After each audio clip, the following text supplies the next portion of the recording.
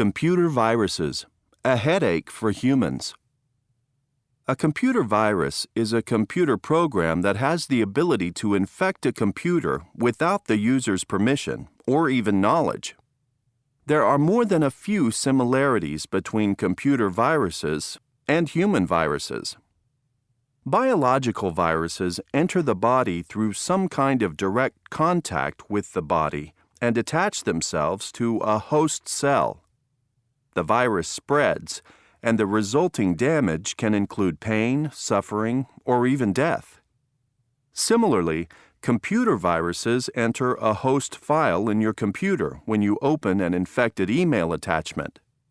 This virus then spreads, resulting in damage that can include deletion of files, emailing of all the addresses in the computer's email address book, a slowing down of the system, or even fatal damage to the hard drive. If these viruses are so damaging, why do people allow them to infiltrate their computers? Because people are tricked into it. Viruses are sent attached to email messages. These emails use a variety of tricks to fool the reader into opening up the attachment. For example, some of these emails are designed to appeal to people's emotions. The "You Have Won" virus included an attachment titled "A Gift for You.text.vbs." Users, thinking they had been sent a gift letter, opened the file, instantly releasing a virus and infecting their computer. Another common virus disguised as a personal message is Kube. Kube is spread through messages sent through social networking sites. The emails have subject lines like, "You look funny on our new video." When users try to download the video, what they really get is a virus. Another common way email users are manipulated into opening attachments that contain viruses is with messages that appear to come from businesses that people frequently use. These typically include auction sites, delivery services, and financial institutions. One such virus is the UPS/FedEx delivery failure. This email comes with a message informing the user that a package he or she had supposedly sent could not be delivered. Users are told to click on the attachment for a refund. In reality, of course, the attachment unleashes a virus.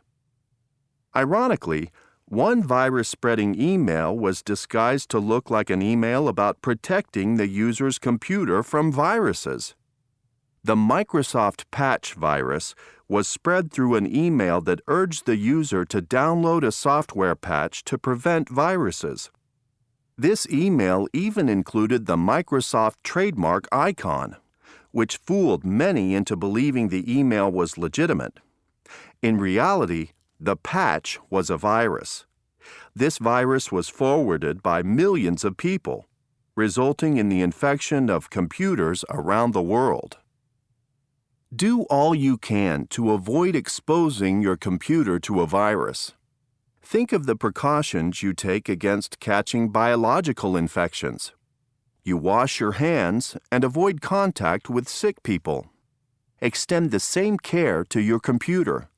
Consider investing in antivirus software. And whatever you do, avoid opening emails with potentially infected files. You may just save your computer from contracting a nasty illness and yourself from suffering a terrible headache.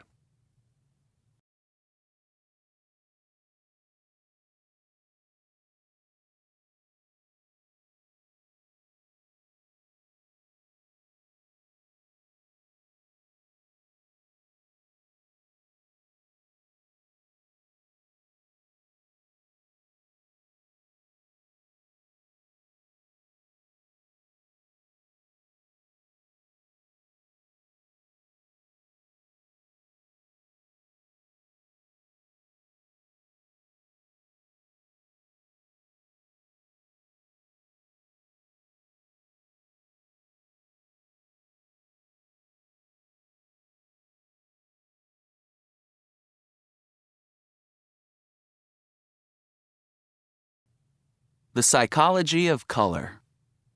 I want you to imagine yourself in a room painted a light blue color. Now, imagine yourself in a vibrant red room. Do you think you would feel differently in each of these rooms? If you are like most people, you would feel calmer in the blue room and more energized in the red room. Why is this? Psychological studies have found that different colors can have different effects on mood and behavior. People have a tendency to associate colors with where these colors appear in nature. So, for example, without realizing it, we associate soft shades of blue with the sky and sea. These associations make blue a calming color for most people. Asuka Obata runs a spa in Kyoto, Japan. All the walls of the salon are blue. Obata says, "It is essential that we create a sense of peace and tranquility. The color blue helps us achieve this." Red, however, is associated with fire and blood. So red is also associated with danger and vitality. The color red has even been shown to raise blood pressure.